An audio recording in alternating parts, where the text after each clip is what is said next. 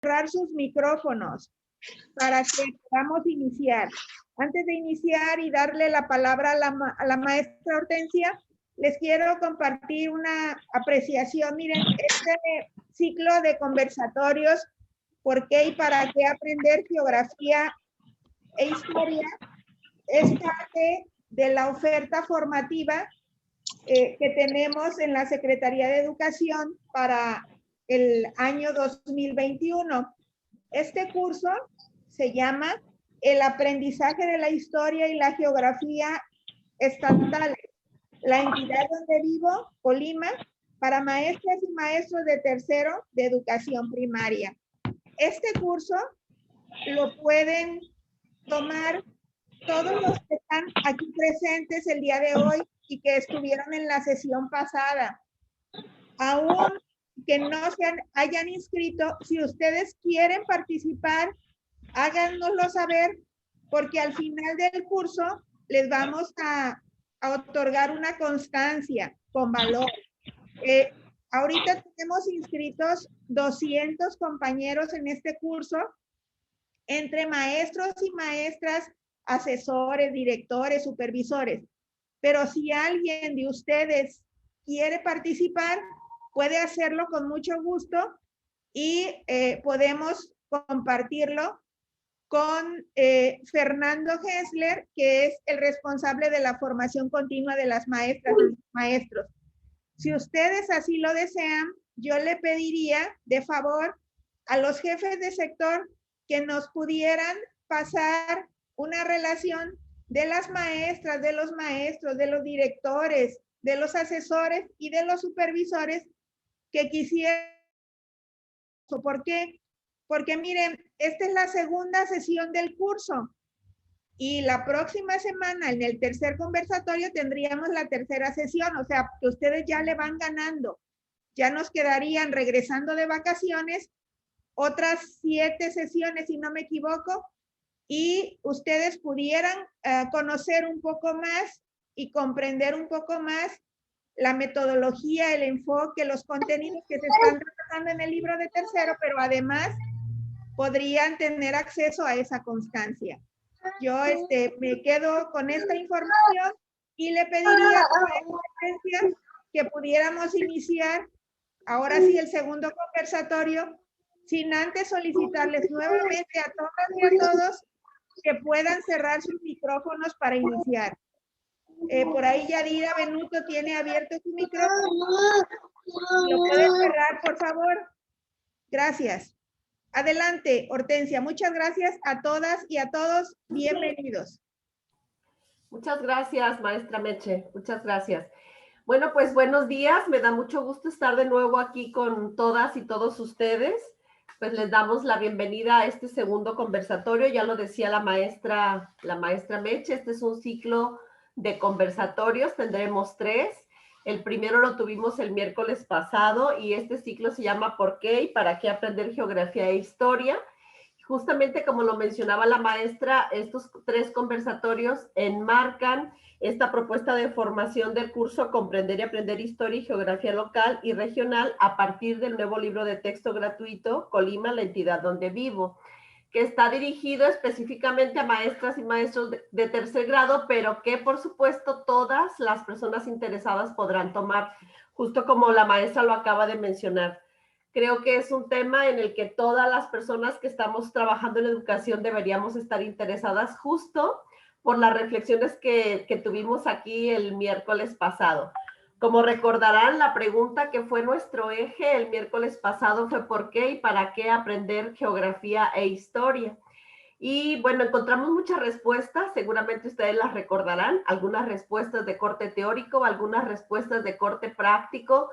Y algo que es muy importante es que los ponentes de la sesión pasada nos ayudaron a reflexionar sobre cómo los contenidos de geografía e historia transversalizan todas las acciones de nuestra vida, desde el simple hecho de podernos ubicar en un mapa hasta la posibilidad de poder entender lo que nos pasa ahora a partir de reflexionar sobre el pasado.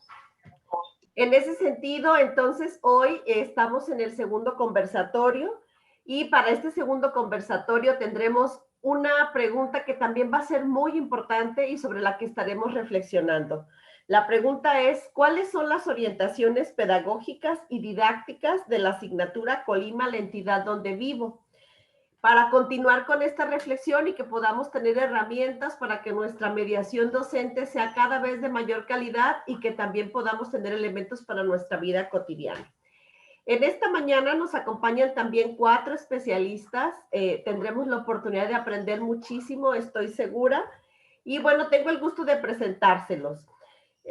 Nos acompaña, por supuesto, una de la coautora, la maestra Carolina Hoyos Abundis. Bienvenida, maestra Carolina. También nos acompaña el maestro David Eduardo Romero Hernández, quien es coordinador técnico pedagógico de este libro de texto. Bienvenido, maestro David. Nos acompaña también el doctor Ignacio Chávez Morales, coautor del libro de texto. Bienvenido, doctor Ignacio Chávez. Y también nos acompaña el maestro Jesús Héctor Rodríguez Vergara, quien también es coautor del libro de texto. Bienvenido, maestro. Maestro Jesús Héctor, bienvenido. Bueno, este conversatorio, igual que el primero que trabajamos la sesión pasada, que el miércoles pasado, tendrá la misma lógica.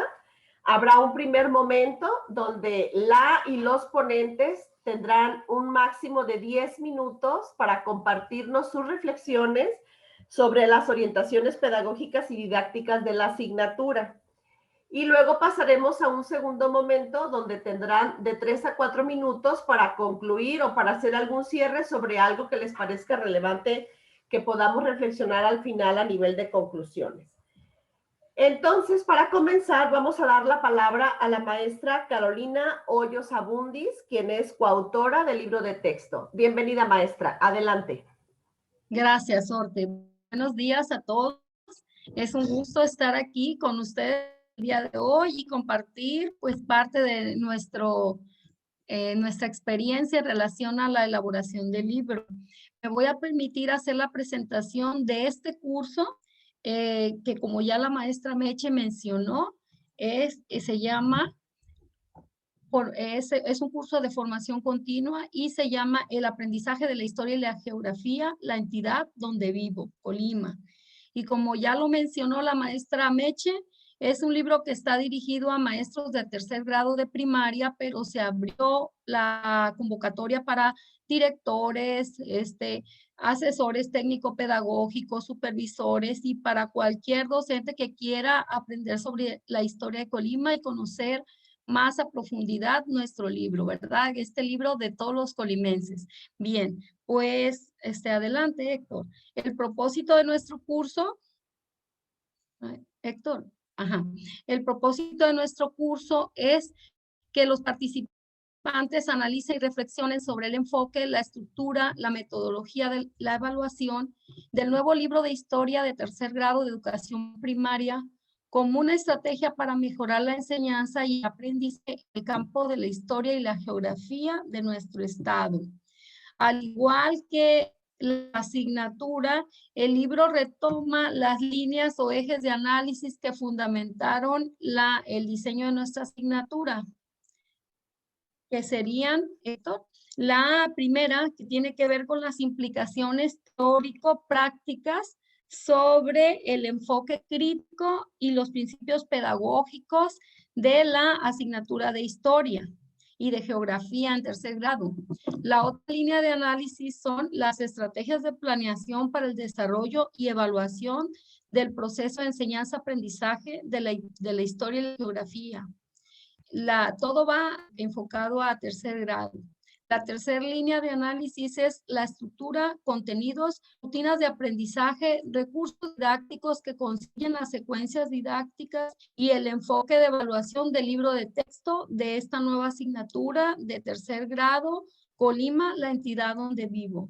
Y la cuarta línea de análisis son las propuestas para mejorar la enseñanza y el aprendizaje de la asignatura de historia y geografía como un proceso de formación de la identidad y del sentido de pertenencia. Adelante, Héctor.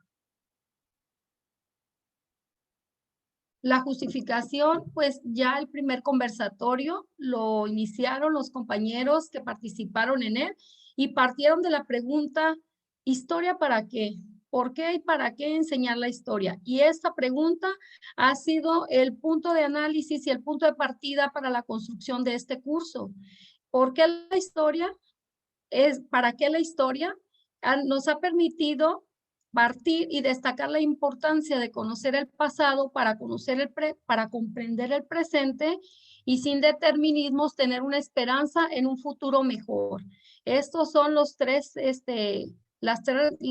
líneas fundamentales de este curso y se parte del pensamiento histórico y geográfico, partiendo de la idea que este desarrollo del pensamiento histórico y geográfico permite reafirmar el sentido de pertenencia y la identidad de los niños, todos los ciudadanos, como producto del conocimiento del entorno social y el espacio natural. Esto es, que a medida que conocemos más nuestro medio, que conocemos más el lugar donde vivimos, que conocemos nuestro entorno, en esa medida vamos construyendo nuestra propia identidad y nuestro sentido de pertenencia. En este caso, el sentido de pertenencia a nuestro hermoso estado que es Colima, ¿verdad? El carácter formativo de la historia, desde luego que tiene implicaciones didácticas y requiere que haya creatividad en la construcción de las estrategias didácticas que los maestros utilizan en las aulas y que estas estrategias sean congruentes con el enfoque, que propicien aprendizajes significativos en sus alumnos y desarrollen el gusto por la construcción de conocimiento histórico. En ese sentido va este diseño del curso. Adelante, Héctor. El curso está conformado por 10 sesiones. La primera sesión es la que vimos la pasada y que se desarrolló el 17 de marzo y tiene como temática comprender y aprender y geografía. Y el propósito fue, compañeros, que reflexionáramos acerca de la importancia de la historia y la geografía y cómo estas disciplinas permiten comprender y explicar tanto el devenir histórico como transformar el entorno y el espacio humanos. La siguiente sesión es la del día de hoy. Adelante, Héctor. La segunda sesión, que es la del día de hoy, 19 de marzo, aborda el enfoque y los propósitos de la asignatura de Historia de Colima y el uso de los recursos y evaluación formativa para su enseñanza. El propósito de esta sesión es que los participantes comprendan las orientaciones pedagógicas y didácticas de la asignatura de Colima, la entidad donde vivo, para que valoren sus implicaciones en su práctica docente. El producto de esta sesión es un gráfico con las ideas, con las ideas de las orientaciones pedagógicas y didácticas de la asignatura.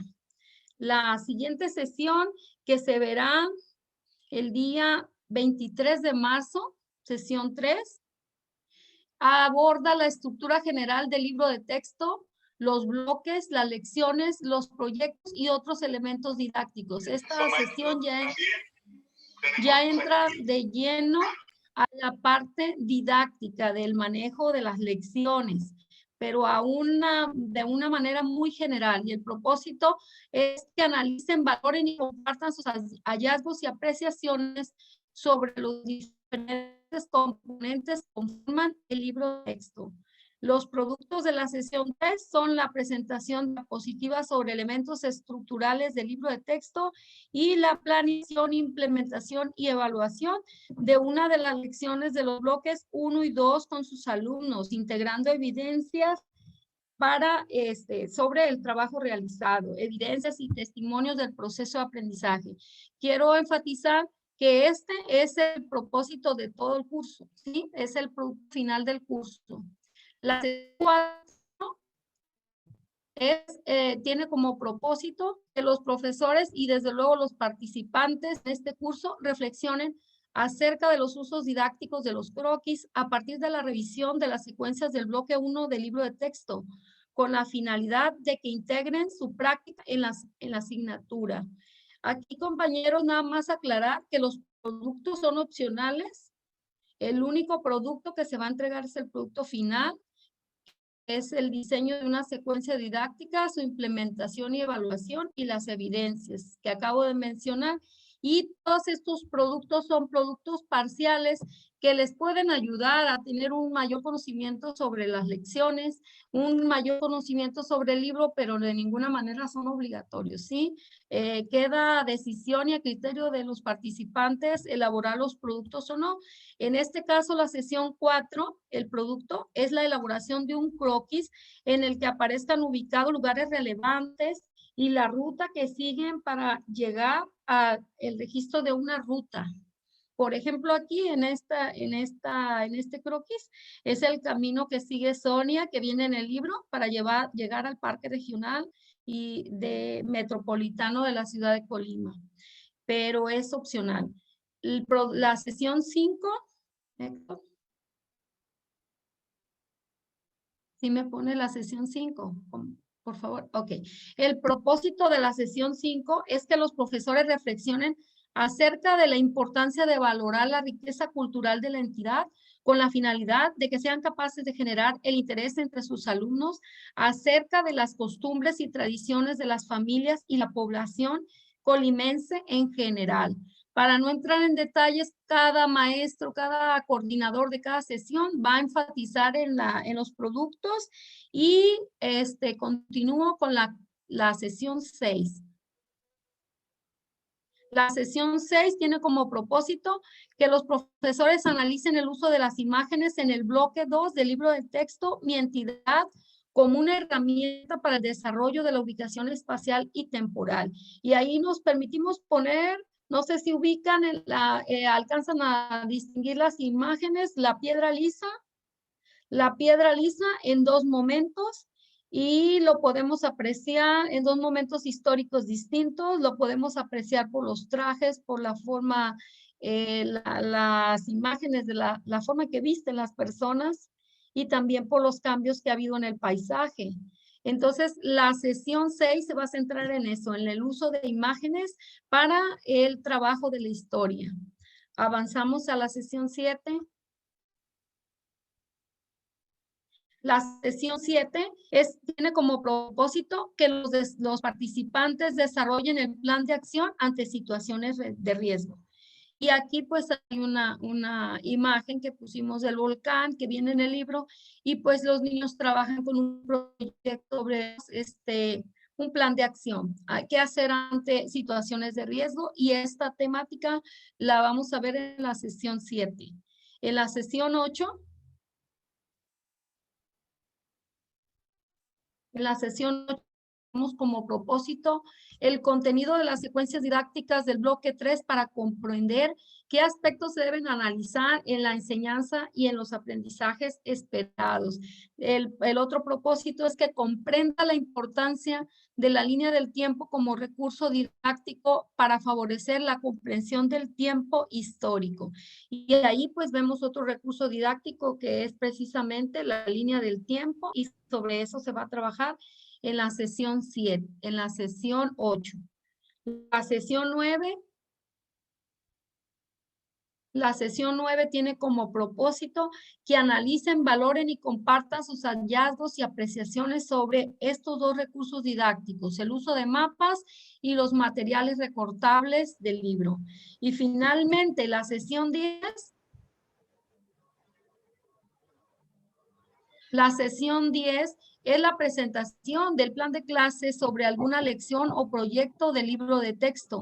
Y este sí es el producto final del curso, que es hacer la planeación e implementación didáctica de una secuencia de los bloques 1, 2 o 3 y de uno de los dos proyectos que se manejan en el libro para hacer la aplicación práctica, la implementación de esa planeación, recabar evidencias y posteriormente compartir en un texto escrito su experiencia en la aplicación de esa secuencia didáctica.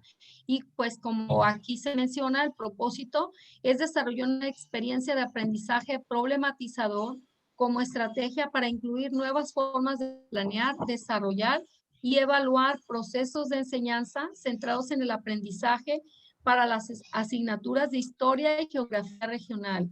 Y bueno, pues a grandes rasgos, este es el encuadre del curso y esperamos que todo el trabajo que hemos puesto los compañeros que elaboramos el libro, pues sea en beneficio de la educación en Colima y una mejora en la enseñanza y el aprendizaje de la historia y la geografía. Por mi parte, en este momento, pues sería mi participación y cedo el micrófono a la maestra Orte para continuar. Gracias. Muchas gracias, maestra Carolina. Creo que nos ha presentado un panorama que nos permite identificar pues justamente lo que se espera en cada una de las sesiones. Nos recuerda también por qué fortalecer el desarrollo del pensamiento histórico y geográfico y cómo esto nos ayuda a fortalecer nuestra identidad y nuestra pertenencia. Entonces, esos dos elementos me parecen trascendentales, así también que, bueno, los productos justo forman parte del proceso de aprender que están desarrollando o estarán desarrollando las maestras y los maestros en este curso, pero el producto final es el que sí tendría que tener como entrega formal, digamos. Muchas gracias, maestra Carolina. Vamos a ceder la palabra al maestro David Eduardo Romero Hernández para que continuemos reflexionando sobre las orientaciones pedagógicas y didácticas de esta asignatura. Adelante, maestro David.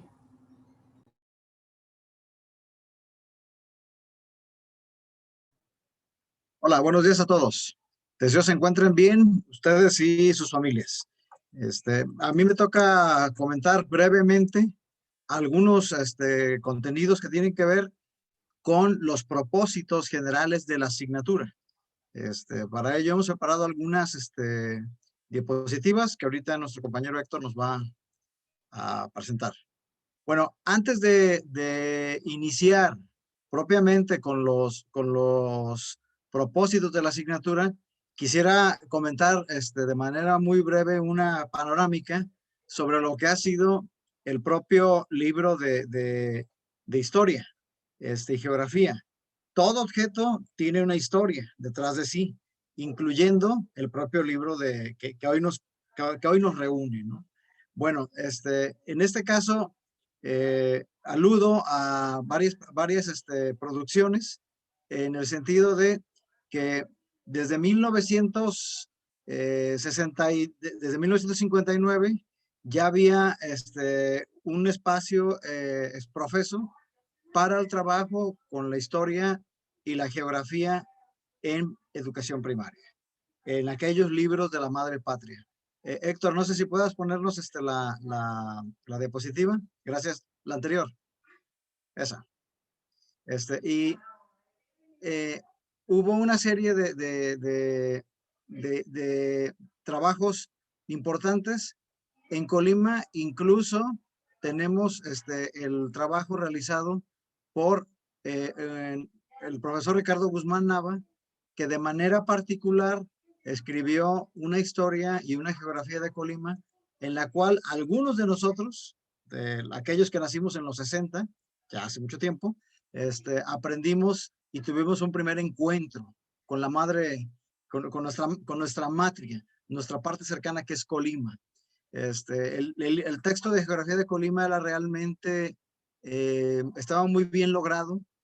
El de historia lo mismo, por el ilustrador que no sabemos quién fue, una serie de mapas muy claros, muy concisos, y una serie de ilustraciones. No sé si recuerdan, si alguien recuerde, por ejemplo, la batalla de Alima, en donde se ve cómo Sandoval derrota a los colimotes en lo que se supone que fue el paso de Lima, ¿no? Bueno, un segundo intento ya más en forma de ese acercamiento a la historia de la geografía de Colima fue la monografía estatal ya editada por Conalitec en 1986 por el doctor José Lameiras.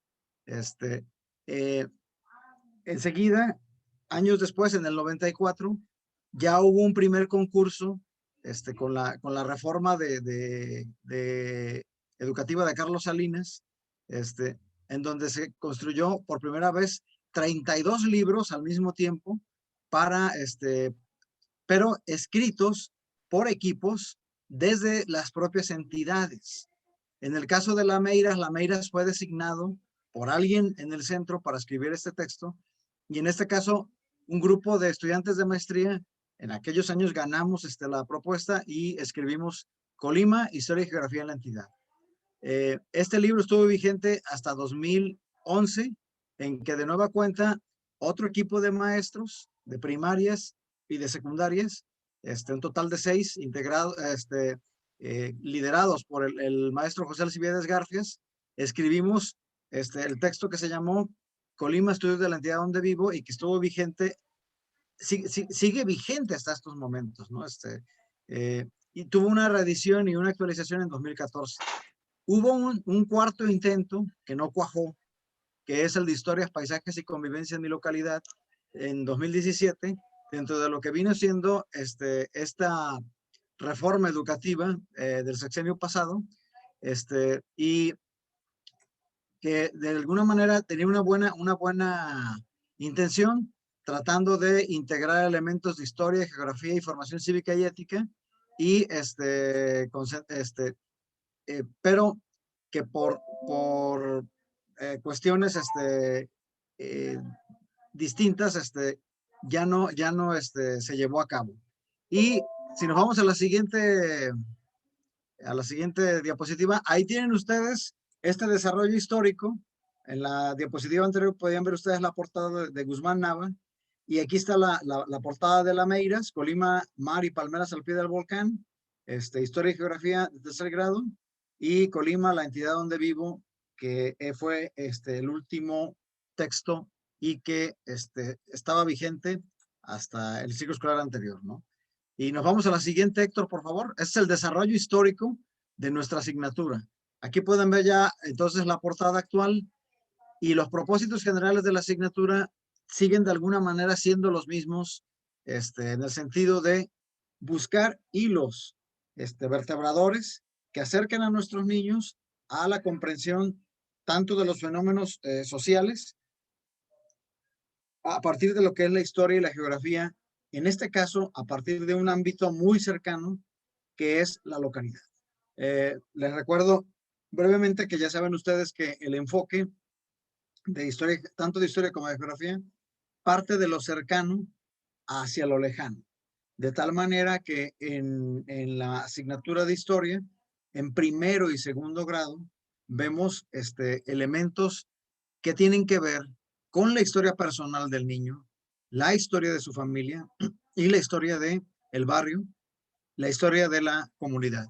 Todavía en aquellos libros de conocimiento del medio del 93, me gustaba mucho el último bloque de segundo grado, porque abría por primera vez, ya al final, con un mapa de la República, preludiendo el brinco que venía en tercer año, un salto hacia la que es la geografía y la historia estatales, ¿no? En geografía, las unidades del conocimiento, ya saben ustedes, son también muy cercanas en primero y segundo grado. Se inicia por el reconocimiento espacial de la propia casa, el barrio y la localidad. Esos son los tres grandes niveles que en primero y segundo grado se ven. Y a partir del tercer año, brinco que intenta dar ya el estudio de estas cosas con la entidad y el municipio y la localidad, lógicamente. Entonces, en este caso, es muy interesante la propuesta porque sigue muy presente la localidad, como ese hilo vertebrador. Y estos propósitos son los siguientes.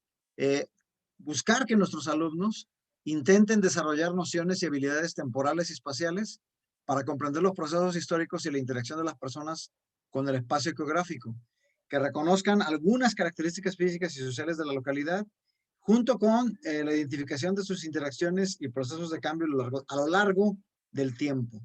Esta valoración del cambio a través del tiempo es algo de lo más difícil que cada persona debe desarrollar en cuanto al aprendizaje de la comprensión del mundo. Que ellos también valoren la riqueza natural, histórica y cultural de su localidad, que construyan elementos para una identidad colectiva y un sentido de pertinencia respecto a la localidad, el municipio y el estado o la entidad federativa en que viven. Y comprendan, recuerden ustedes que la geografía, tanto la geografía como la historia están ligadas intrínsecamente a el conocimiento de los fenómenos naturales y la acción humana. Y es primordial entonces que la geografía nos sirva para entender cuál es el impacto que el hombre tiene en el medio ambiente y sus afectaciones y cómo tratar de paliar esas afectaciones que las personas hacen. Y también que identifiquen la forma como se relacionan, organizan y participan las personas de su localidad para tomar decisiones a favor del bienestar colectivo.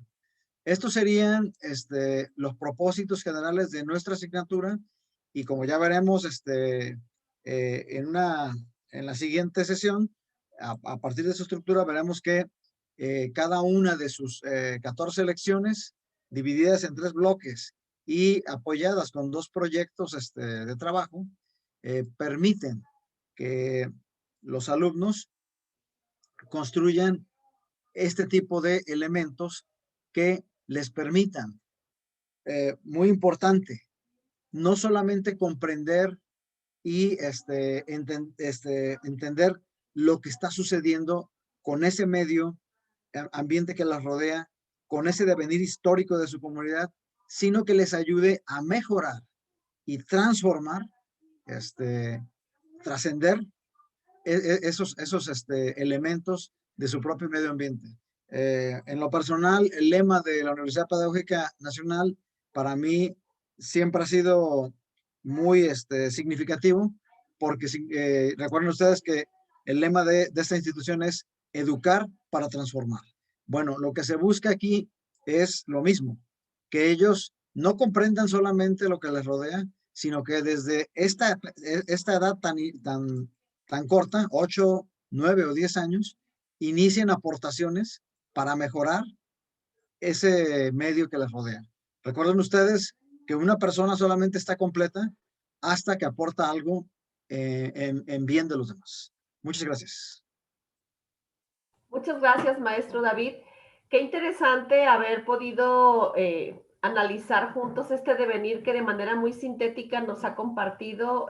Yo creo que todas las personas que estamos en este conversatorio pudimos tener este análisis retrospectivo de cómo aprendimos geografía e historia. Incluso las imágenes de los libros evocaron pues nuestra propia historia, ¿no? Como estudiantes de la geografía y la historia. Algo también interesantísimo es cómo la geografía y la historia están ligadas para comprender el presente, pero para comprender en muchos ámbitos el presente, ¿no? Justo lo que decías del medio ambiente, de esta participación permanente, de estas aportaciones que podemos hacer.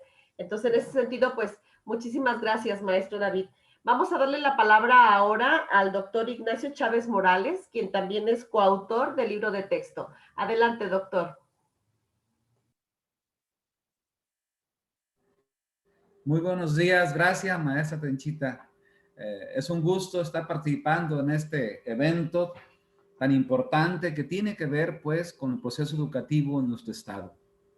En ese sentido, quiero decir que planes y programas se están desarrollando con ciertas características pedagógicas que tienen que ver con las orientaciones, principios, enfoques, de tal manera que el Sistema Nacional vincula en todos los grados, en todos los programas y en los planes, ciertas orientaciones que tienen que ver con características necesarias dentro de la cuestión metodológica. En ese sentido, el día de hoy solamente voy a abordar específicamente lo que tiene que ver con los principios pedagógicos que ayudan a que el docente comprenda y entienda su proceso. Señalar que el plan que estamos revisando tiene que ver todavía con el plan 2017, principios que se deben considerar por parte del maestro. En ese sentido, dentro del plan se contempla al docente como un mediador que permite generar ambientes para propiciar el aprendizaje. Desde esa visión podemos decir que el docente es quien propicia ambientes para lograr los aprendizajes de los estudiantes. Y me voy a ir a los principios. Recuerden que anteriormente solamente se manejaban 12 principios. A partir del 17 se manejan 14 principios pedagógicos que son el punto que van a orientar la planeación, la reflexión del maestro para que lleve a sus estudiantes a que alcancen sus propios aprendizajes. El primer principio tiene que ver con poner al estudiante y su aprendizaje en el centro del proceso educativo. Quiero pues decir con ello que la escuela ayuda al estudiante a aprender gracias a los ambientes que se van generando, y eso le ayuda también a despertar sus propias competencias. El segundo principio tiene que ver cuando el estudiante llega a las escuelas. Él no llega sin conocimiento, sino que ya trae una serie de conocimientos que es necesario considerar, porque estos van a ayudar a la planeación del propio maestro para su proceso. El tercer principio, que consiste en ofrecer acompañamiento. Un buen aprendizaje se logra cuando tiene un buen acompañamiento por parte del maestro. Esto le da confianza al estudiante de poder continuar su propio proceso. El cuarto principio tiene que ver con conocer los intereses del estudiante. En ese punto es fundamental que el docente conozca a los estudiantes para poder ejecutar una buena planeación, algo que permita que genere el conocimiento del ambiente para que el alumno alcance ese conocimiento que estamos buscando, ¿no? Entonces, por ello es importante que el docente a la hora de hacer su planificación esté considerando los intereses de los estudiantes.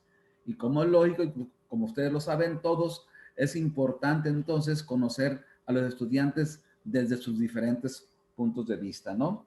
El quinto punto tiene que ver con cómo estimulamos la motivación intrínseca del estudiante. El maestro debe generar procesos, debe planear acciones que favorezcan el aprendizaje de los estudiantes. Eso va a permitir que el estudiante vaya desarrollando y vaya aprendiendo lo que a él le interesa, ¿no? Y eso tiene que ver también mucho con los principios del aprendizaje significativo, ¿no? El principio 6, que se refiere a reconocer la naturaleza social del conocimiento, nos damos cuenta que el maestro, conocedor del medio, conocedor del aula, conocedor de la escuela, tiene muy claro que las interacciones son fundamentales para lograr el aprendizaje, reconociendo que el aprendizaje es un aprendizaje social y se va logrando de él hacia otros y otros con él, de tal manera que el aprendizaje es fundamental que el estudiante interaccione en el aula, en la escuela, en su contexto. Eso va a permitir el desarrollo intrínseco del estudiante, ¿no? El punto 7, que tiene que ver con propiciar el aprendizaje situado.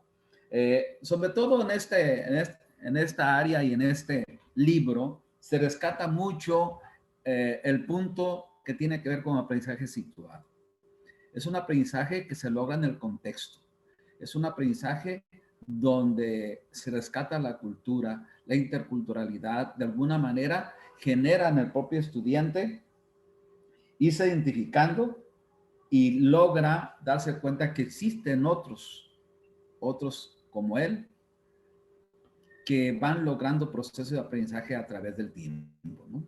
El principio octavo tiene que ver con cómo se entiende el proceso de la evaluación. De hecho, el proceso de la evaluación, si lo consideramos desde esta visión y con este principio, es todo un proceso mismo que se hace desde la hora de la planeación. El maestro tiene que tener claro que para lograr la evaluación con su estudiante, tiene que llevar todo un proceso que le permita ir desde el momento en que empezó a planear, ejecutar y dar seguimiento. Eso va a permitir que sea un proceso que va a ayudar a entender, a comprender al estudiante y cómo va con su propio proceso de aprendizaje, ¿no? El punto 9, que se refiere al principio de modelar el aprendizaje. Algo fundamental y que todos conocemos es que el maestro, el docente, debe ser un modelo de aprendizaje. Y aquí me refiero a lo que plantea la propia psicología, ¿no? Aprender del otro como modelo es copiar. Y en ese sentido, es fundamental que el alumno aprenda del maestro. El maestro escribe, el maestro lee, el maestro es el modelo a seguir como tal. ¿Cuántos de nosotros, de niños, de estudiantes, copiamos formas? Y eso es un aprendizaje, ¿no? Entonces, en el punto 10, que se refiere al principio número 10, tiene que ver con reconocer el valor del aprendizaje informal. Los aprendizajes informales se refieren fundamentalmente a todos aquellos que estamos aprendiendo en nuestro contexto y que no necesariamente tienen que ser en la escuela, sino que la escuela también reconoce que hay otros espacios donde se aprende, que hay otros lugares donde el alumno va logrando y adquiriendo conocimientos. Eso le va a permitir al estudiante también ir reflexionando sobre lo que está aprendiendo en la escuela y lo que aprende fuera de la escuela, ¿no?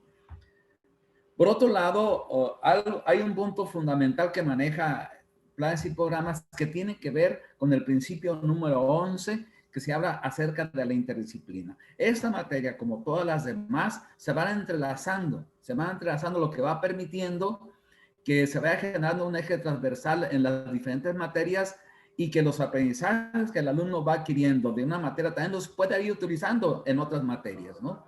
Entonces, este principio de la interdisciplina de las materias es muy importante, porque entonces el alumno va a poder trasladar sus conocimientos de un lugar hacia otro, ¿no? Y me estoy refiriendo a las materias. El principio número 12 tiene que ver con cómo favorecer la cultura del aprendizaje. Y eso tiene que ver con que el alumno y dentro del aula hay aprendizajes individuales, pero también hay aprendizajes colectivos cuando se trabaja de manera colaborativa. Esto permite que se vaya a generar una cultura no solamente individual, sino colectiva.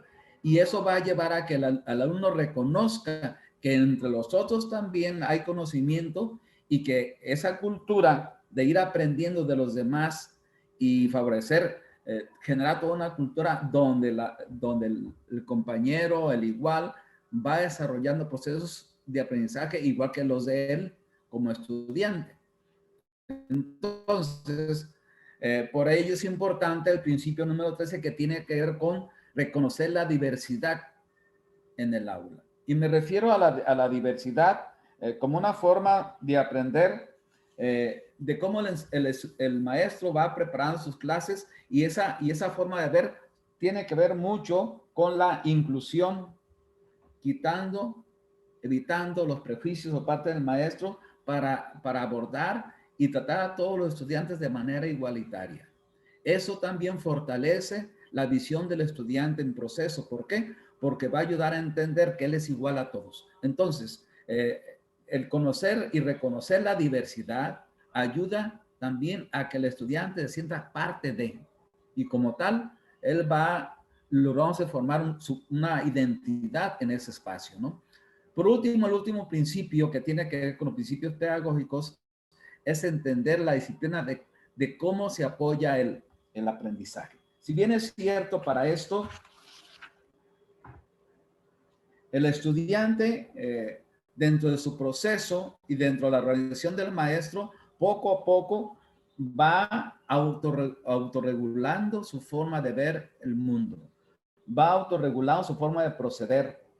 Y quienes generan precisamente la disciplina, el apoyo, el aprendizaje, es el maestro de la dirección, al ir generando ambientes que permitan que el estudiante se vaya dando cuenta de que él tiene ciertos derechos, de que él tiene ciertas obligaciones, de que él es igual a todos los demás. Por eso la disciplina también como valor se va integrando en los principios. Entonces, los 14 principios que plantea el Plan 2017 son fundamentales y va permeando en todos los programas, en todos los planes del ciclo 2017. pero que están vigentes en el momento actual. Entonces, conocer los principios pedagógicos por parte del maestro ayuda a entender también cómo se van relacionando las diferentes materias, cómo ir entendiendo los intereses de los estudiantes, cómo ir propiciando clases que motiven el propio aprendizaje del estudiante. Con eso, pues, quiero decir que los principios pedagógicos que están abordando y que están vigentes son fundamentales para el docente, porque él solamente se ha transformado con esta visión como un propiciador, como un mediador de los aprendizajes. Y ahí cierro mi participación. Gracias, son muy amables. Muchas gracias, doctor Ignacio Chávez.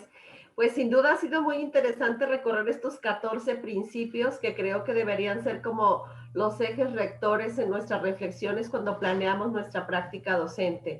Es muy interesante cómo nos recuerdan el papel que tenemos en la mediación docente y cómo los modelajes los estamos haciendo todo el tiempo, aun cuando no tenemos la intención de hacerlo. Creo que eso también es importante tenerlo en la reflexión. A veces no pensamos que estamos modelando un aprendizaje, pero nuestras conductas, nuestras acciones sin duda lo están haciendo. Entonces, por eso es importante tener presentes estos principios. Muchas gracias, doctor Ignacio. Bueno, vamos a pasar con el maestro Jesús Héctor Rodríguez Vergara, quien también es coautor del libro de texto. Adelante, maestro. Buenos días, un gusto saludar a todos los presentes y los participantes. Veo muchas caras conocidas, es un gusto poder estar en este espacio de aprendizaje que nos permitan compartir pues un poquito de la experiencia en la construcción del libro y poder contribuir al uso adecuado del mismo recurso didáctico.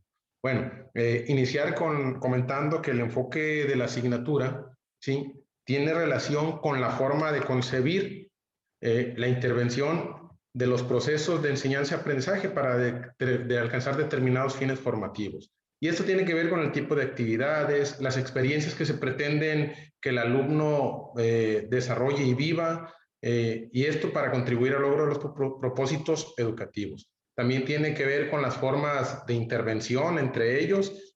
Una parte importante de la pedagogía actual es esa interacción que se puede dar entre los alumnos, ¿sí? Y aquí recorrimos a la teoría del aprendizaje social de Vygotsky, donde tenemos esas zonas de desarrollo próximo que podemos poner en práctica para ir apropiándonos del conocimiento de los demás, y que también está muy permeado no solamente en el enfoque de esta asignatura regional, sino también en el enfoque de la asignatura de matemáticas, de español, y bueno, todas esas interacciones que se deben dar.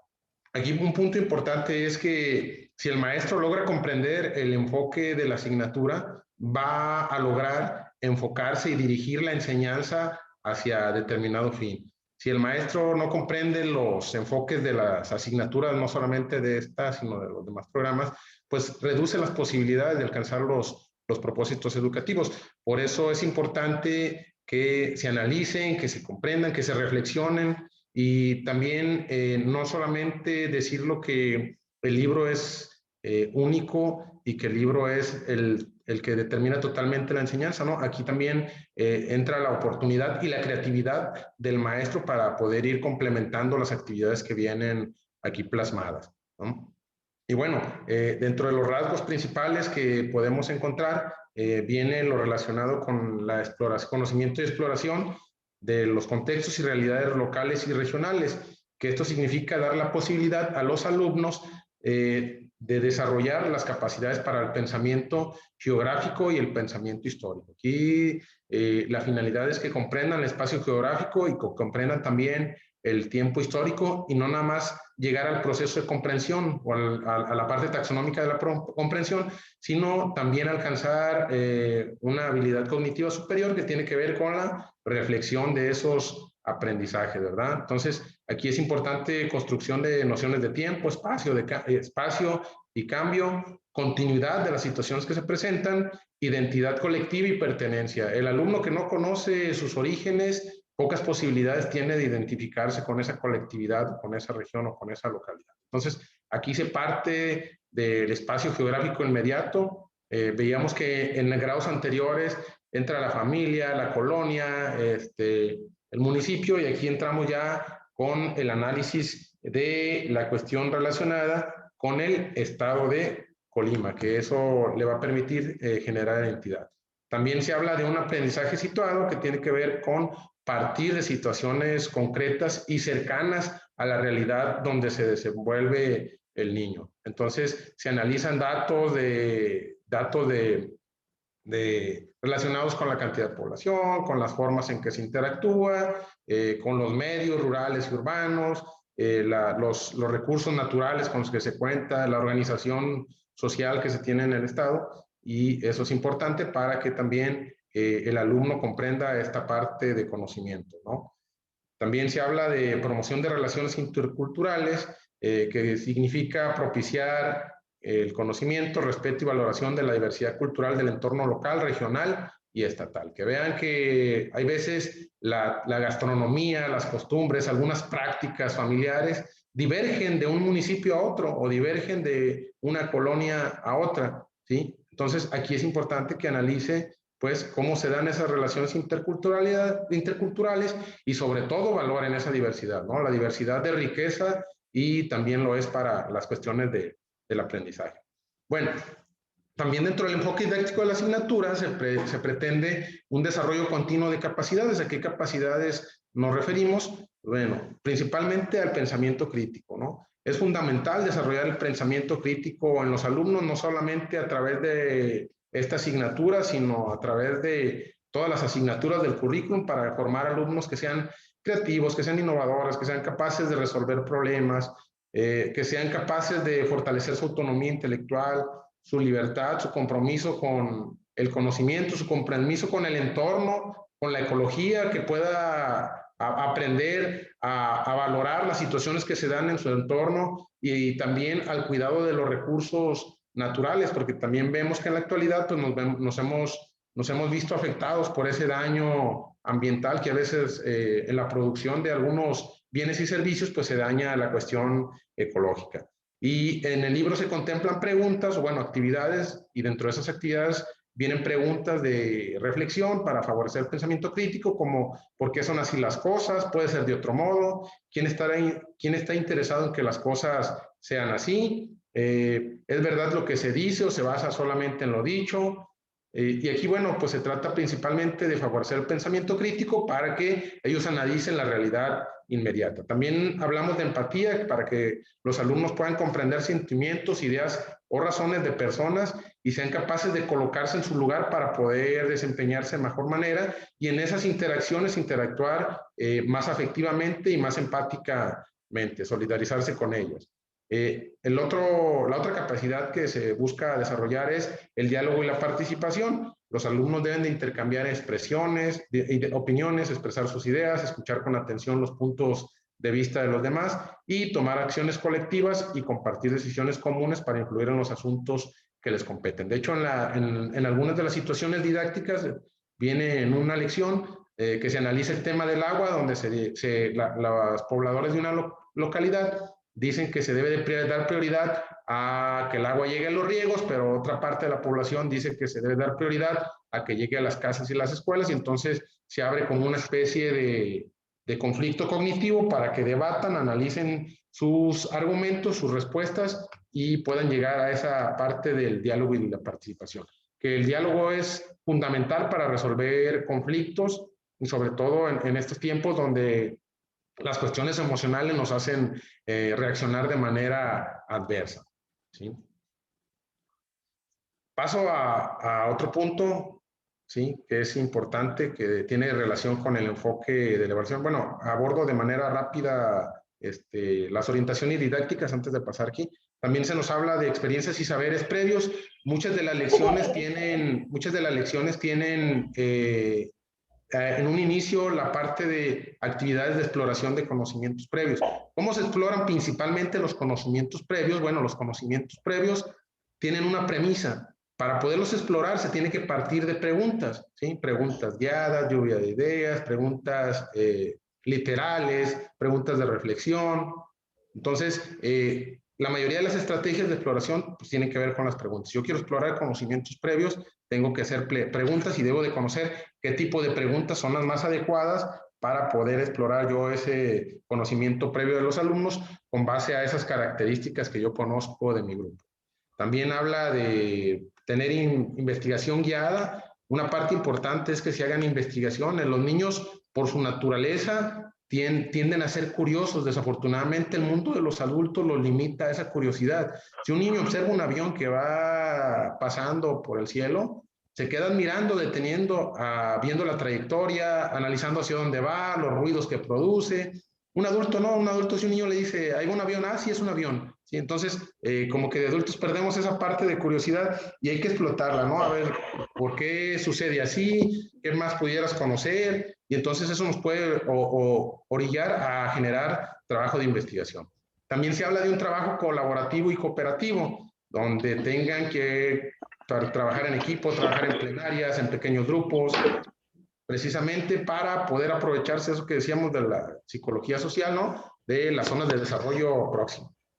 También se habla de itinerarios didácticos donde se puedan hacer visitas a diferentes lugares de interés y que puedan conocer las realidades. Claro, ahorita tendríamos la limitación de las cuestiones de la pandemia, pero bueno, vendrán tiempos en los que a lo mejor se puedan hacer varios y tengan la oportunidad de complementar. También se habla de una relación escuela-hogar-comunidad para que se fortalezca el aprendizaje. Como lo mencionaban en los principios pedagógicos, el aprendizaje no solamente se da en la escuela, también viene el aprendizaje no formal, que es el que se da en los hogares, en los contextos inmediatos. Entonces, esa parte es importante. Y también se trabaja por proyectos. Vienen varias lecciones donde se abordan el trabajo por proyectos. Pasaría al siguiente tema, que es el enfoque formativo de evaluación, un tema que me encanta y que me gusta desarrollar. ¿Sí? Recuerdo un análisis o una de las ideas que menciona Pedro Ravela en cómo mejorar la evaluación en el salón, en el aula, donde habla de que la evaluación formativa es el elefante invisible. Todos los maestros hablamos de la importancia de la evaluación formativa, pero desafortunadamente pocos la ponemos en práctica, ¿no? Entonces, aquí es un punto importante porque verdaderamente la evaluación formativa nos permite garantizar el logro de los aprendizajes. Si todos los maestros tuviéramos las competencias para realizar una evaluación formativa, pues garantizaríamos en mayor medida el logro de los aprendizajes esperados, no solamente de esta asignatura, de cualquiera de las asignaturas del currículo. Entonces, sí tendríamos que poner mucho énfasis en la cuestión del enfoque formativo, ya que esta nos permite alcanzar los logros previstos. También nos orienta sobre las formas de apoyo. Cuando yo aplico una evaluación con enfoque formativo, bueno, estoy tratando de detectar los errores, ¿sí? Y dificultades que tienen los alumnos. ¿Con qué finalidad? Bueno, con la finalidad de brindar ayuda pedagógica. Esa intervención del maestro, donde el maestro en un momento de una clase que aplica una guía de observación, está observando las dificultades, las interacciones y puede tener la posibilidad, mediante esa forma de recabar información, de poder intervenir para poder ayudar a los alumnos a que superen sus errores o dificultades. También se manejan algunas evaluaciones diagnósticas al inicio del curso y también evaluación final al término de cada bloque. ¿Cómo se da la evaluación diagnóstica? Pues bueno, a veces la evaluación diagnóstica tiene relación con las estrategias de exploración de conocimientos previos, ¿no? Porque eso me va a permitir valorar hasta qué punto el alumno tiene conocimientos acerca del tema que se pretende desarrollar en la clase. También otro punto importante y que tiene que ver con el enfoque es el relacionado con valorar los logros de acuerdo a la taxonomía de los aprendizajes. Yo a veces observo, voy a poner un ejemplo en la clase de formación cívica, la clase de, bueno, los aprendizajes esperados de la asignatura de formación cívica, muchas de las ocasiones tienen contenidos de valor taxonómico de evaluación o nivel cognitivo superior, de orden superior. Y a veces, ¿qué hacemos como maestros? Planteamos una actividad con preguntas que son preguntas literales. Entonces, ¿en qué momento dimos el espacio para que el alumno reflexione o evalúe una forma de actuar? Y entonces el logro del aprendizaje esperado o del conocimiento se queda nada más en un nivel taxonómico de conocimiento y nunca llega a ser un nivel cognitivo de orden superior porque no se da espacio a la evaluación o a la reflexión. Al final de cada bloque, como evaluación final, vienen 2 hojas donde vienen las actividades en las que se evalúa todo el bloque. Claro, esto es importante mencionarlo. Aquí la evaluación es la que sugiere el libro, pero punto importante es que el maestro tenga oportunidades de que por medio de la planeación, así como lo señala el modelo educativo 2017, que la planeación y la evaluación son parte de un mismo proceso. Entonces, el maestro por cada situación didáctica que desarrolle cada lección tendría la oportunidad de desarrollar instrumentos de evaluación formativa que le permitan recabar información sobre el nivel de logro de los aprendizajes esperados que se están teniendo con el desarrollo de las lecciones, ¿no? Entonces, es importante esa parte. Aquí vemos parte de los ejemplos del enfoque formativo. Vienen unas actividades que se llaman Mis Nuevos Aprendizajes, que los van a ver en el desglose del libro. Mis nuevos aprendizajes tienen que ver con la reflexión de que valore qué aprendió, y eso también viene a ser una actividad de evaluación formativa que verdaderamente, si ustedes analizan los niveles taxonómicos, la evaluación va muy de la mano con la reflexión, porque son habilidades cognitivas de orden superior. Entonces aquí el alumno tiene la oportunidad de poder reflexionar sobre lo que aprendió. Y que es importante implicar a los alumnos en su aprendizaje. Si yo lo invito a la reflexión, pues va a poder tener elementos para analizar lo que aprendió, cuáles fueron sus dificultades y reflexionar sobre cómo poder superar las dificultades. Y vienen ahí también la evaluación al finalizar de cada bloque. Dice que encontrará para poner ejemplo de la evaluación en el bloque 1, viene la observación de un croquis, viene físicas observas, anota el nombre de un trabajo de tu localidad que haya desaparecido, porque elige una costumbre o tradición de tu localidad y completa el cuadro, y aquí viene la descripción. Marca con una palomita la casa más antigua y viene para que puedan analizarlos. Escribe un problema de tu localidad en el que se resuelve con la organización de las personas, que tiene que ver también con los que les mencionaba de ese trabajo colaborativo, esa parte del diálogo y la comunicación, para poder resolver de su contexto inmediato. En el bloque 2,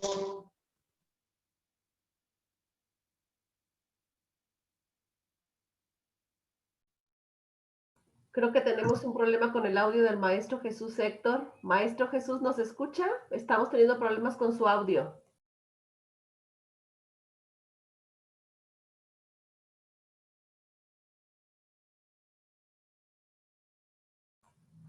Creo que perdimos contacto con él. Sabemos que estos son los riesgos que corremos con esta modalidad. Esperemos que luego podamos, que luego se pueda conectar y podamos... Perdón, me pasa que la tecnología. ¿Me escucha, maestro? Ya estoy de regreso, maestra. Okay, como adelante. Que se fue el internet de momento, perdón, una disculpa. Vuelvo a presentar, Entonces, estaba hablando de la evaluación del bloque 2, ¿sí? Donde habla de los grupos de convivencia a los que pertenecen y describe qué se hace para convivir respetuosamente, cómo se transformó la vida cotidiana de esas personas a partir de los cambios en el paisaje, una señal de alerta para detectar los riesgos, nombre de tu localidad, municipio, colorea el mapa y las colindancias al norte y al este de tu entidad para hacer un ejercicio de ubicación geográfica. En el bloque 3 viene una serie de imágenes con la evaluación de los medios de transporte para que también vaya comprendiendo que lo que se tiene en la actualidad es producto de todo un avance tecnológico industrial. Y vemos también, escribe cómo se benefician las personas cuando mejoran los transportes, anota los ejemplos de la diversidad cultural en tu municipio, colorea de verde la entidad donde vives, escribe algunos beneficios que se logran cuando las personas de tu localidad participan y se organizan. Entonces, toda esta parte de organización de contenidos viene como evaluación al final de cada bloque. Aquí, ¿qué sería la tarea del maestro? Pues verdaderamente aplicar una evaluación formativa para que en las diferentes situaciones didácticas los alumnos puedan conocer los criterios indicadores que ellos mismos puedan reflexionar para ver en qué grado han venido alcanzando los aprendizajes esperados que se plantean. Y aquí indistintamente es definitiva la forma en que el maestro puede intervenir. Yo les mencionaba que tendríamos que ir cambiando en el paradigma de la evaluación para que poco a poco los exámenes dejen de ocupar un papel protagónico en la evaluación, porque un examen tiene que ver más con la medición y la estimación de cuantitativa del aprendizaje, y a veces nos enfocamos más porque el examen es el medio más económico de poder sistematizar toda la información, califico y puedo medir el aprendizaje, pero tendríamos que garantizar también una evaluación que se dé durante el proceso para que ese final que vamos a medir pues tenga más garantías, ¿no? Y entonces aquí es importante la intervención con los instrumentos, las formas de retroalimentación. Una forma de retroalimentar los productos de los alumnos, pues hay veces es también, hablamos de un principio pedagógico en los 14 principios que decía modelar el aprendizaje. Yo les decía que pocas veces he observado que los compañeros maestros hagan un producto con todas las especificaciones y requerimientos y eso se lo puedan compartir a los alumnos para que tengan el parámetro de que es un producto con todas las características que se espera, que tiene el aprendizaje esperado y puedan hacer una comparación con los productos que ellos elaboran, y eso es una forma de retroalimentar el producto de los alumnos, y eso lo tomo a partir de lo que señala Pedro Ravella en el libro de Cómo mejorar la evaluación en el aula. Para finalizar, me gustaría compartir un pedacito de Peter W. Iracian, que tiene que ver con el uso de los libros de texto. Dice, en general, la edición destinada al maestro contiene muchos recursos que le ayudan a planear la enseñanza, impartirla y evaluarla. No obstante, los maestros no deberían abdicar a su responsabilidad de planear, enseñar y tomar decisiones en la evaluación en favor del libro de texto. Si lo hacen, si dejan de planear, dejan de ser profesionales de la docencia y se convierten en meros técnicos que ponen en práctica un programa escolar y los planes elaborados por otros. A ellos les toca evaluar la situación y las necesidades de sus alumnos, los contenidos del programa, de su estado o comunidad y los recursos disponibles en su aula, cuando planean la instrucción para su grupo.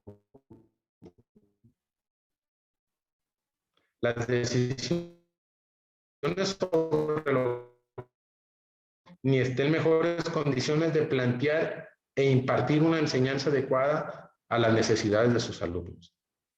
Y pues esto sería mi intervención. Muchísimas gracias por...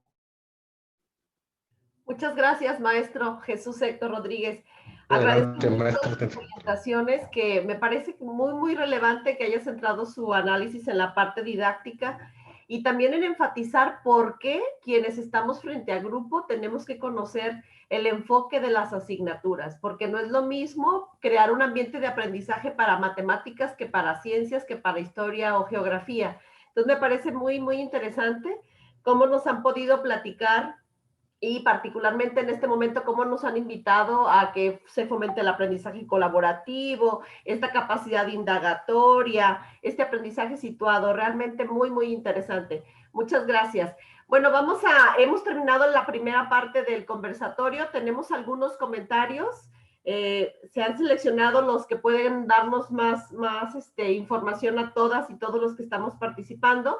El primero es que les vamos a pedir a la y los ponentes que nos hagan favor de subir sus presentaciones al chat para que todas las personas participantes puedan tener acceso a ellas. Por favor, les pedimos si nos hacen ese favor a la maestra Caro, al maestro David, al maestro Ignacio y al maestro Jesús Héctor. Si suben sus presentaciones, por favor. Y tenemos algunas preguntas y algunos comentarios. Una pregunta es, en el caso de quienes no están frente a grupo, ¿el producto final será de la misma manera? Esa es una, para la ponente y los ponentes. La siguiente pregunta es, a partir bueno, es una reflexión, dice, ofrecer acompañamiento al aprendizaje. De acuerdo a los principios pedagógicos, habría que mejorarlo con relación a la parte emocional, tal vez ir a la neuroeducación. Y también pregunta el maestro Justo si se maneja el aprendizaje situado, los demás elementos del proceso también son situados. Esa es una pregunta. Hay otra reflexión de la maestra Lourdes Fletes que dice, felicito a todos los ponentes por estar centrando la importancia de la enseñanza, aprendizaje de la historia en esta reflexión de la historia y la geografía de Colima. Todas sus aportaciones tienen un hilo rector que permite que el docente tome decisiones al momento de la planeación. Y también una reflexión de la misma maestra Lourdes Luna dice, emocionar a nuestros alumnos y alumnas en el aprendizaje de la historia y la geografía regional es muy importante porque ha sido una de las asignaturas menos interesantes para ellas y ellos. Entonces, incluso también para las y los docentes. Muchas gracias a todas y todos los que han participado. Les dejamos la palabra a la y los ponentes para que nos respondan estas preguntas. Por favor, adelante.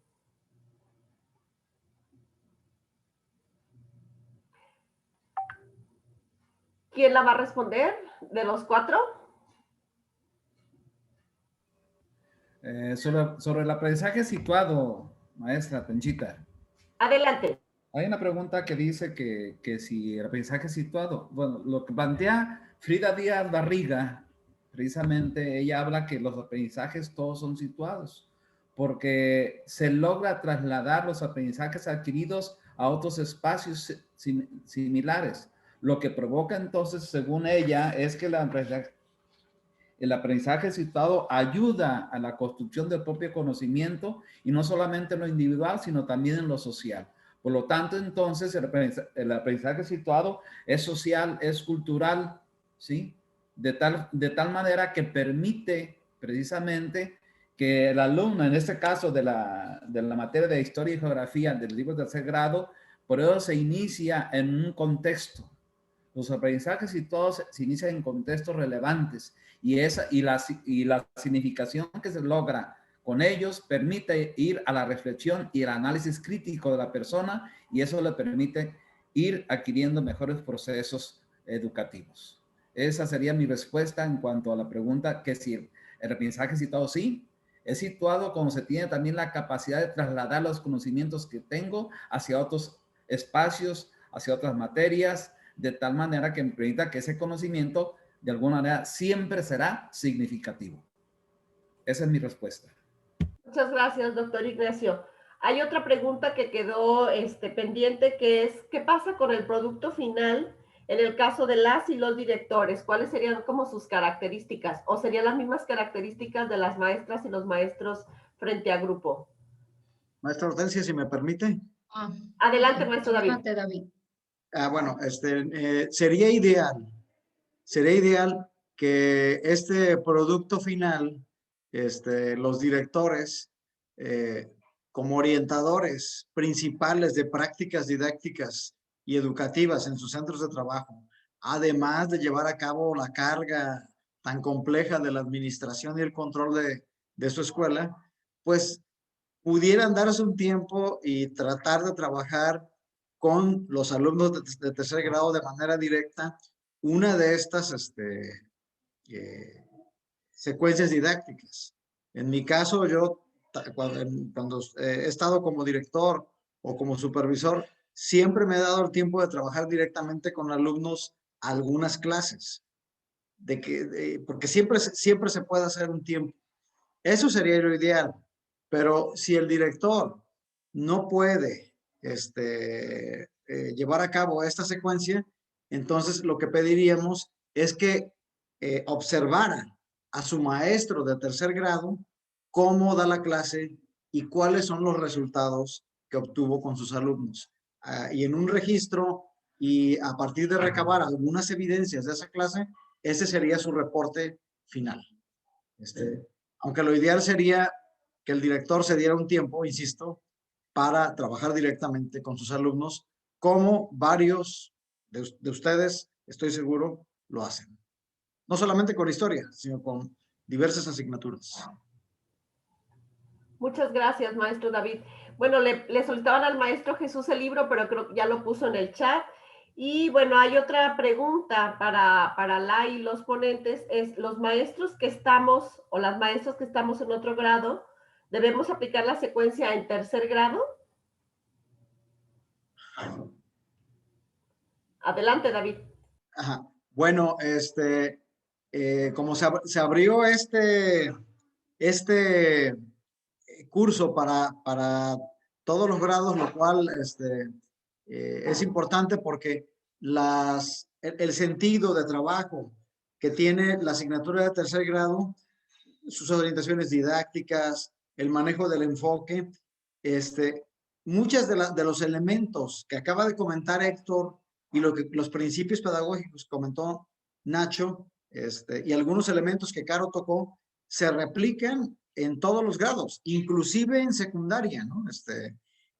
Entonces, aquí es algo que en lo personal no contemplé, pero que se puede subsanar en el sentido de que les pediríamos a los maestros de otro grado, igual que a los directores, que observaran a uno de sus compañeros implementar una de estas clases, porque en el transcurso que queda del año, queda todavía todo abril, todo mayo y todo junio, para trabajar algunos de estas secuencias con sus grupos. Entonces, podrían observar al compañero de tercer grado, pedirle permiso, comentarle al director y lo mismo, hacer un registro sobre cuáles son los resultados que se obtienen al trabajar una de las secuencias didácticas del libro. Para nosotros, el producto que ustedes van a hacer tiene mucha importancia porque va a ser un pequeño piloteo que hagamos en vivo con los maestros que apliquen su secuencia y saber cuáles son las posibilidades y alcances, los beneficios, pero también las ausencias y posibles puntos de mejora del mismo, ya una vez puesto en práctica con nosotros. Gracias. Bien, yo quiero hacer un comentario respecto a las preguntas, Sorte. Adelante, maestra Carolina. Ok. A mí me parece que los contenidos del libro de tercero no son exclusivos de tercer grado y los demás maestros pueden utilizarlos perfectamente sin ningún problema, porque vamos a ver todos los temas de identidad cultural, de temas de temáticas sociales, del conocimiento pues del entorno natural y social, no tendrían por qué ser exclusivos del grado de tercero. Está pues pensado en el diseño en el libro de tercero y los recursos son los del libro, pero creo que perfectamente pueden retomar los recursos que ahí vengan para aplicarlos en cualquier otro grado sin ningún problema, ¿verdad? Incluso, por ejemplo, el proyecto de desastres naturales lo pueden trabajar en ciencias naturales, no necesariamente tiene que ser en historia. Así que creo que podríamos tener la apertura de recibir proyectos de otros grados sin ningún problema. Ese es mi punto de vista. Y en relación a la función de los directores y de los supervisores, me parece que una función muy importante tiene que ver con el acompañamiento a los maestros. En ese sentido, como ya decía David, el director, el supervisor, el asesor técnico pedagógico pueden hacer su propia redacción, su propio texto de la experiencia que vivieron en el acompañamiento maestro de tercer grado sobre la aplicación de los contenidos del libro y no creo que haya ningún problema. Ese es mi punto de vista. Estamos aquí para aprender y a mí me parece que este curso es un buen pretexto para seguir aprendiendo de la enseñanza de la historia y la geografía, y no solamente de historia y geografía, de contenidos sociales, de temáticas de cuidado de la salud, del cuidado del medio ambiente, que tienen que ver con el cuidado de la naturaleza. Así que adelante, tenemos miles de posibilidades para utilizar la propuesta de este libro. Gracias. Muchas gracias, maestra Carolina. Tenemos otra pregunta. Hay dos preguntas que están ligadas. Dice, no estamos de manera presencial, ¿cómo será la secuencia didáctica? Y se liga a esta una más que dice, como estamos en virtualidad, ¿cuál sería su propuesta? ¿Quién nos quiere ayudar con la respuesta, por favor? Yo la respondo, maestra. Adelante, maestro Héctor. Y bueno, si analizamos la situación que enfrentamos actualmente por la pandemia, creo que ningún libro de texto ni el mismo contenido del plan y los programas de estudio están diseñadas para una modalidad virtual. Sí, o sea, de entrada, todo lo que está en materiales educativos no está programado para una modalidad virtual educativa. ¿Sí? Las condiciones y la situación de salud nos han obligado a modificar la enseñanza. ¿Qué tanto se está logrando el aprendizaje? Pues verdaderamente tendríamos que tener elementos para poder recabar esa información. Yo aquí la primera idea que desarrollaría es que hago referencia a lo que nos dice Pernaut en el libro La práctica reflexiva en el oficio de enseñar, y él dice que el maestro por formación está condenado al autodidactismo, ¿sí? Si bien es cierto, se brindan a lo mejor en este curso, en la formación académica, profesional, se brindan las bases. Nunca el conocimiento que se desarrolla en una institución, en un trayecto formativo, le va a permitir al maestro superar todas las dificultades que se presentan en el contexto profesional inmediato. Entonces, yo aquí apelo mucho a esa creatividad.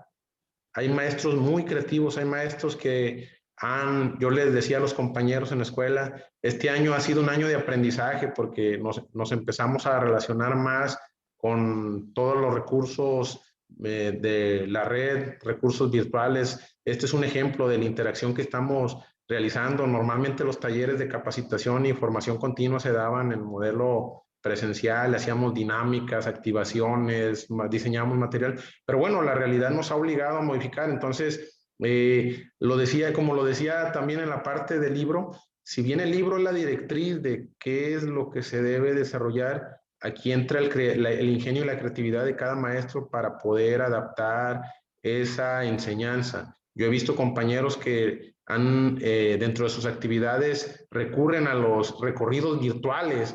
Hay muchos museos con acceso abierto y puedes hacer un recorrido virtual tal como que si estuvieras en un museo. Los recursos de Google Maps. Si tú descargas el Google Maps, lo abres, hay un monito que te permite aterrizar en la calle, ver las casas, las portadas, las imágenes satelitales, todo lo que... hay una página de webcams de México y viene toda la cuestión de los recursos naturales. Entonces, hay muchas posibilidades que se pueden adaptar dependiendo del desarrollo y las competencias tecnológicas que tenga el maestro para poder adaptar a la propuesta a la virtualidad. Y la siguiente pregunta que menciona la maestra Nixia habla de la evaluación formativa. La verdad es que el conocimiento de nivel taxonómico superior que tiene que ver con las áreas cognitivas de orden superior, la evaluación, la reflexión y todos esos contenidos, pues se desarrollan o se evalúan principalmente mediante la observación o mediante la aplicación de test.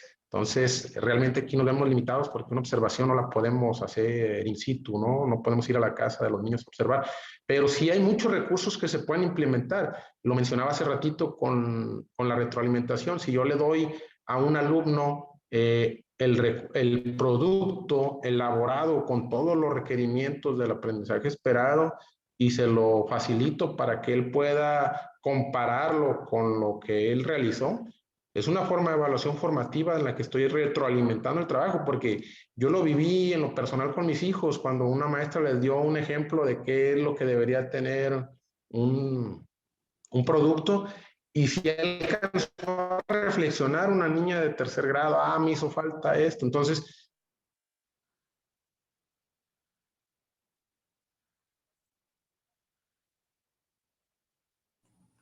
creo que de nuevo tuvimos problemas con el audio del maestro Héctor. En lo que se vuelve a conectar, voy a hacer otro comentario que también nos ha llegado. No sé si alguien de los que están quisiera comentar algo sobre lo que ya hemos dicho antes o vamos a la siguiente reflexión. Vamos a la siguiente. Dice, considero que es un libro que da oportunidad a la participación del alumno de manera activa, ya que promueve la indagación y reflexión. El enciclopedismo quedó fuera. Preguntarle si consideran en especial materiales de investigación y apoyo. Esa es la pregunta. ¿Quién la quiere contestar, por favor? Orte, si me permites. Sí, adelante, maestro. Bueno, el libro me llama la atención porque sí marca una diferencia respecto a los otros en el sentido de alejarse, algo que hemos buscado, alejarse de lo que viene siendo la historia de bronce o la historia tradicional. Desde los años 70, hace ya casi 50 años, estamos en un proceso de largo aliento en deconstruir lo que había sido el conocimiento histórico. Es decir, durante casi 50 años, entre 1920 y 1970, se logró conformar un corpus de saber histórico con ciertas características. En este sentido, una historia primordialmente uniforme y contada desde el centro. A partir de los años 70 hay un cambio de marea en que sigue presente esta historia centralista, esta historia basada en los grandes hechos, basada en los grandes hombres, en los grandes procesos, en donde lo político es el centro, y empieza a surgir una serie de estudios, una serie de trabajos muy interesantes, contados históricos, pero contados a partir de las regiones. Un esfuerzo muy importante que ha sido poco valorado hasta hoy es el libro de Ciencias Sociales, en el cual algunos de nosotros nos formamos de tercer grado y cuarto grado de 1972. Si recuerdan ustedes, yo al menos desde que tenía 9 años, entendí que México no era único, sino que era variado. Había muchos Méxicos, había Méxicos urbanos, Méxicos rurales, Méxicos muy adelantados y Méxicos muy atrasados. Porque a partir de esos dos libros, de tercer y cuarto grado, y los pueden ver en que te caiga agüita en la cabeza. Pueden ver ustedes ahí toda esta variedad histórica, social y cultural que México ofrece. Había estudios muy connotados como Ciudad Obregón, donde veíamos cómo una comunidad se urbaniza y también cómo comunidades que han resistido los procesos de cambio muy tradicionales como Ojo de Rana. Gracias. Entonces, pedir, por favor, a todas las y los participantes si apagan sus micrófonos, por favor. Gracias. Adelante. Gracias, Hortensia. Entonces, ha sido un proceso muy interesante y el libro de tercer grado actual refleja mucho de ese movimiento. Si ustedes lo revisan, yo creo, no van a encontrar casi ningún nombre de algún político connotado, ni algún gran proceso de encumbramiento político, sino que tiene que ver con procesos muy cercanos a la vida cotidiana de los alumnos.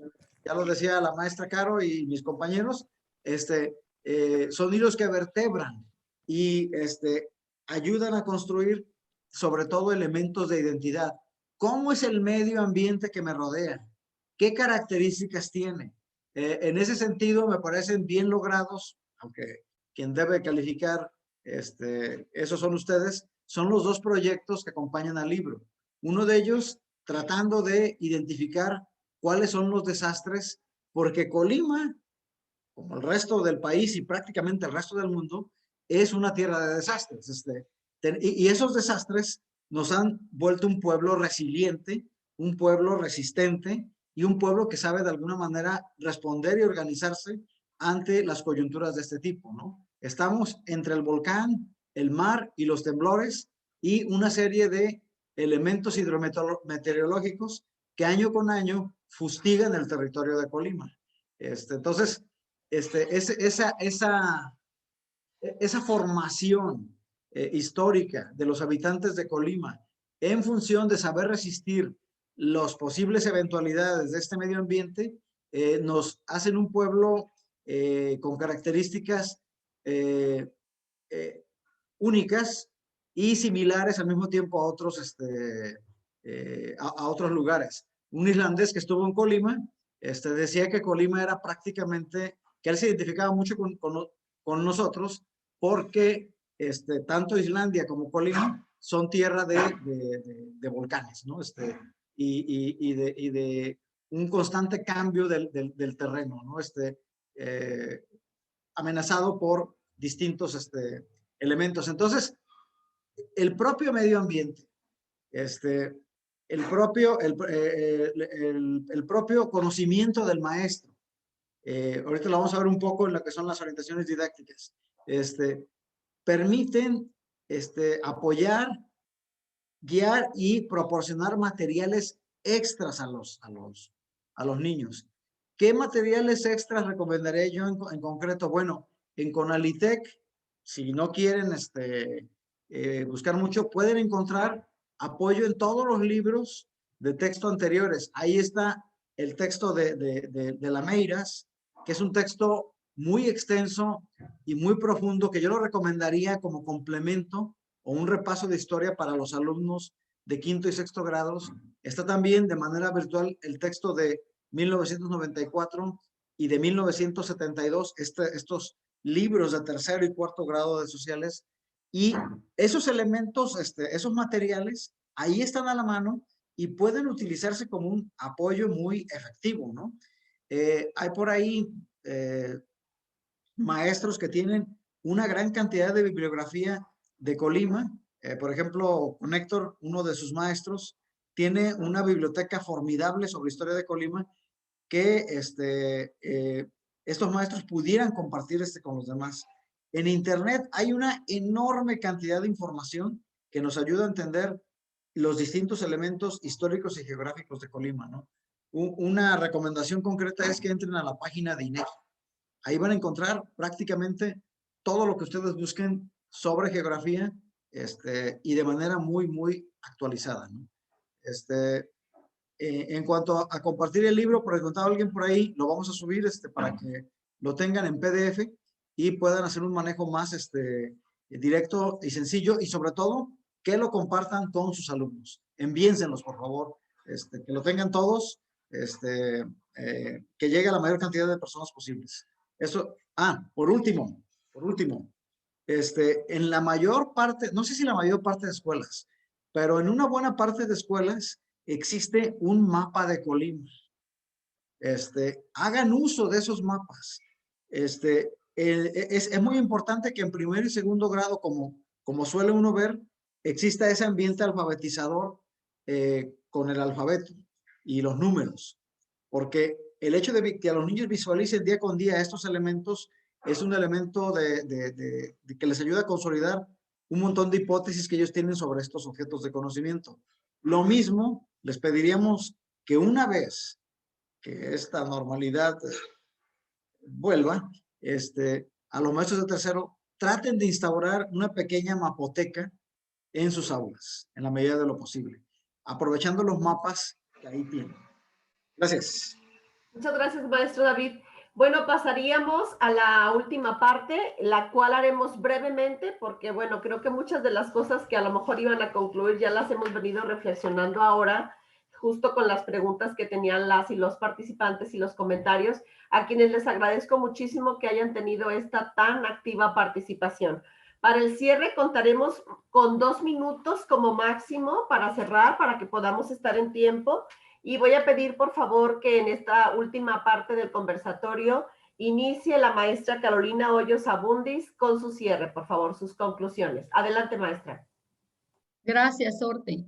Bueno, compañeros, pues muy interesante esta charla. Ustedes me da mucho gusto sus preguntas, están con nosotros en la misma dinámica, y yo solamente comentar por la pregunta que hacían de qué hacer en situaciones de pandemia. Bueno, hacer énfasis de que parte de las orientaciones didácticas nos hablan del uso de imágenes, y el uso de imágenes tiene que ver con el uso de mapas, líneas del tiempo, de fotografías, de diagramas, y todas esas imágenes, esquemas, nos permiten ubicar al niño en un tiempo y un espacio determinado. Entonces, ahorita pueden ustedes retomar perfectamente imágenes. Yo les ponía una, la de la piedra lisa, no se alcanza a visualizar bien, pero ahí en la piedra lisa, en la imagen antigua, el niño ve que las personas visten de manera diferente y que el paisaje es diferente porque ha cambiado, ¿verdad? El paisaje con el paso del tiempo cambia. Observan que hay más árboles, observan que hay más vegetación, observan que había cosas que antes en un lugar estaban y ahora ya no están. Entonces, el uso de imágenes es un valioso recurso didáctico. El libro nos lo presenta en todo momento. Les pudiera decir que más del 50% del contenido del libro son imágenes. Entonces, mi invitación a utilizar las imágenes, a utilizar los mapas, las líneas del tiempo, a utilizar las fotografías antiguas, a situar a los niños en el uso de imágenes para que observen qué es lo que ha cambiado a lo largo del tiempo, qué es lo que permanece, y de esa manera los acerquen más al estudio de la historia. Pues vamos a seguir estando en estas sesiones y es un gusto estar con ustedes. Gracias. Adelante, Orte. Muchas gracias, maestra Carolina, muchas gracias. Gracias. Le cedemos el uso de la voz al maestro David Eduardo Romero para que también brevemente nos presente sus conclusiones, por favor. Bien, en cuanto a lo que viene siendo este uso de imágenes que decía Carolina, hay en internet varios sitios, uno de ellos es Colima Antiguo, que tiene una serie de fotografías muy bien logradas sobre distintos aspectos de la vida cotidiana en Colima. Si ustedes quieren trabajar una serie de proyectos o enriquecer las secuencias didácticas que vienen ahí en el libro, bueno, este es un lugar donde ustedes pueden acudir con sus alumnos a enriquecer todo lo que ustedes quieran hacer en términos de imagen. Bien, les comento brevemente.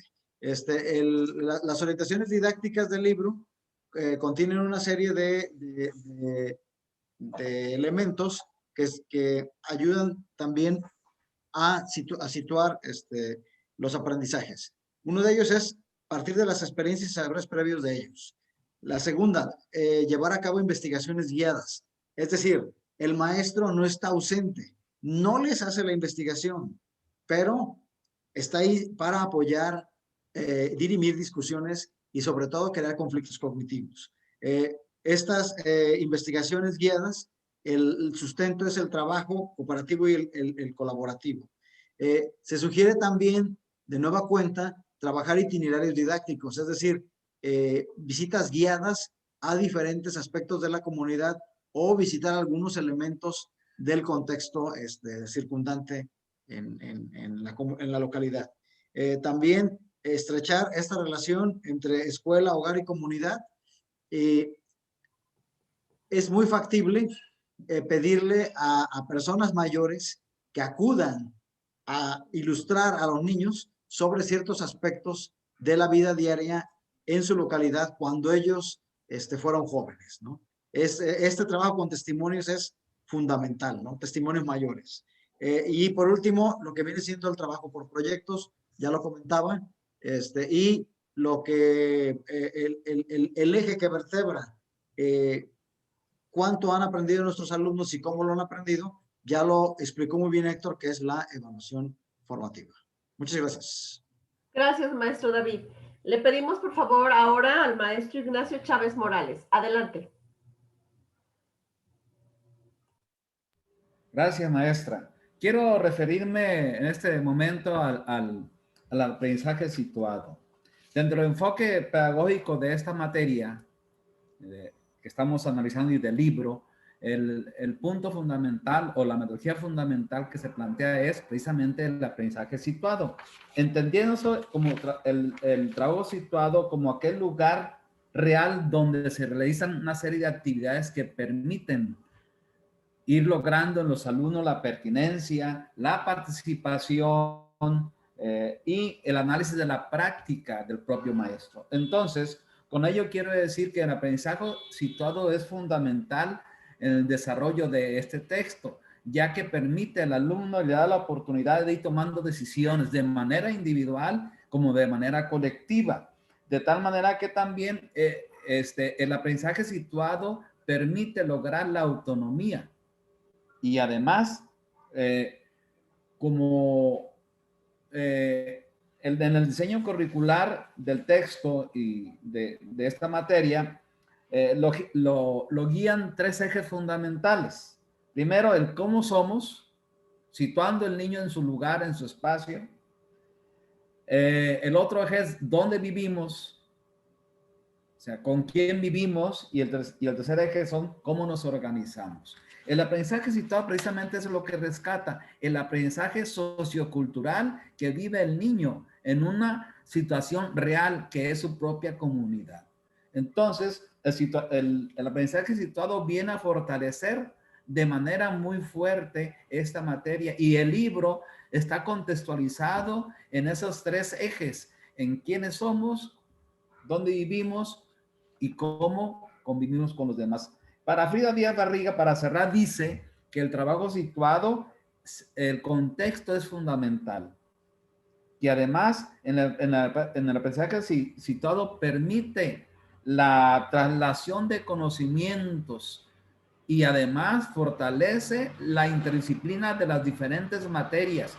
Eso permite entonces que el alumno no se sienta aislado en una sola materia, sino que está conjugando los distintos saberes para fortalecer su propio aprendizaje. Y por último, definitivamente el aprendizaje situado logra aprendizajes significativos. Y ahí termina mi participación. Gracias. Muchas gracias, maestro Ignacio. Vamos a dar el uso de la voz al maestro Jesús Héctor Rodríguez, también para que nos ayude cerrando, por favor. Muchas gracias, maestra. Finalizo apelando nuevamente al concepto que les mencionaba de la creatividad del docente.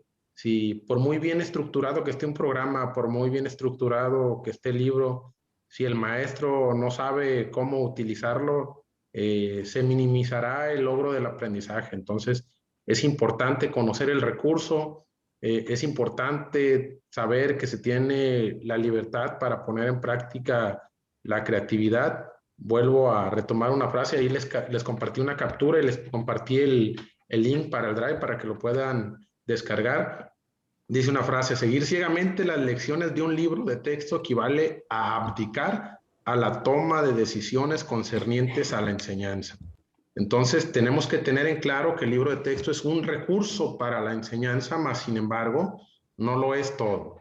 Depende mucho la creatividad, las competencias docentes, depende mucho el contexto, como lo mencionamos, ¿verdad? Porque si bien hablamos de los recursos digitales que están hoy en día en boga, también sabemos que no toda la población tiene acceso. Si esta pandemia vino a acentuar más las desigualdades sociales, mientras en casas donde hay 4 o 5 aparatos tecnológicos, hay casas en las que no existe ninguno. Entonces, esa cuestión y ese conocimiento es el que verdaderamente va a ayudar al maestro a adaptar la enseñanza de acuerdo a las características y necesidades. Si el maestro no se sienta a reflexionar en una planeación didáctica, cómo enseñar, con qué enseñar, qué criterios utilizar, cómo evaluar, no va a tener la posibilidad de ser consciente de todo el proceso de aprendizaje de sus alumnos. Entonces, yo apelo a lo que dice Jimeno Sacristán, que dice que la esencia del buen maestro es la vocación más que la preparación. Entonces, a esa vocación docente, a ese maestro de los años de los 80, de los 90, que se hablaba mucho del maestro artesano, la educación es un arte, es un legado que vamos a dejar a las futuras generaciones. De ahí la importancia de estar consciente de lo trascendente que es para la sociedad educar a las futuras generaciones. Muchas gracias. Muchas gracias, Jesús Héctor. Bueno, pues con esto estamos cerrando este conversatorio que sin duda ha sido muy interesante. La pregunta con la que empezamos nuestra reflexión era: ¿cuáles son las orientaciones pedagógicas y didácticas de la asignatura Colima, la entidad donde vivo?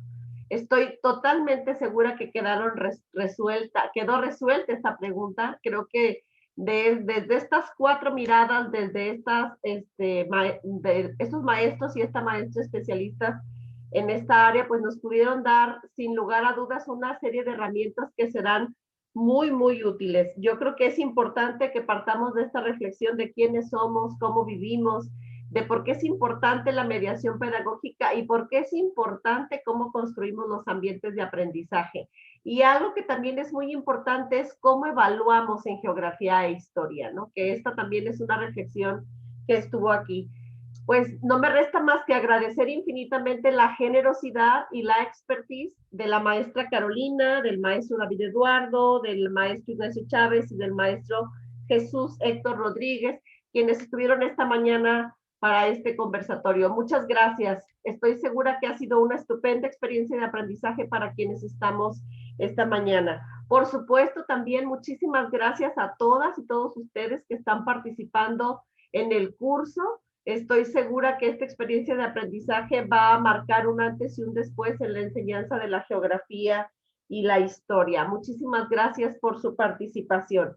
Y para finalizar, les quiero recordar que este ciclo de conversatorios tiene uno más, que es el próximo martes 23 a las 10 de la mañana. Así que les esperamos ahí para concluir este ciclo y bueno, posteriormente continuarán con el resto del curso como ya ha sido explicado con antelación. Les agradezco mucho, que tengan un muy bonito día y bueno, que disfruten un lindo fin de semana. Muchas gracias, un abrazo para todas y todos, un gusto verles, aunque sea de esta manera. Maestra Meche, ¿quiere tener un cierre, por favor?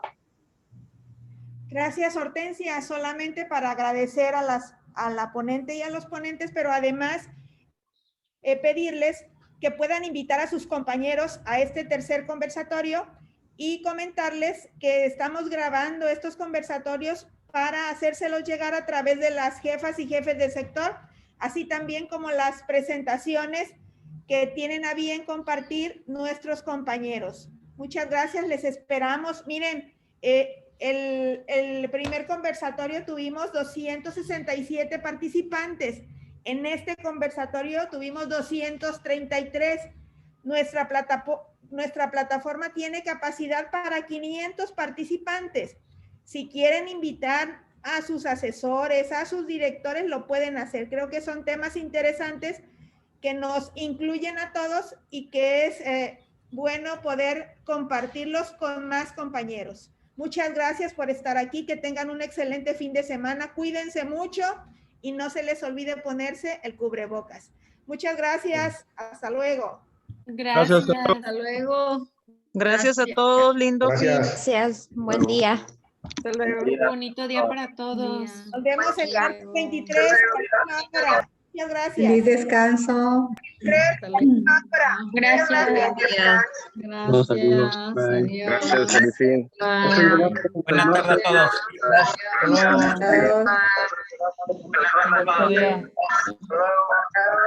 Hasta luego, maestra Carolina. Gracias a todos. Hasta pronto, un placer. Gracias a todos. También le llegó el mensaje. Buenas tardes a todos. Por cierto, se cayó WhatsApp para que no estén preocupados si no pueden entrar, ¿eh? Les aviso. Se cayó el WhatsApp. Con razón, gracias. Hay que levantarlo. No hay. Gracias. Pero Bonito fin. hay que levantarlo.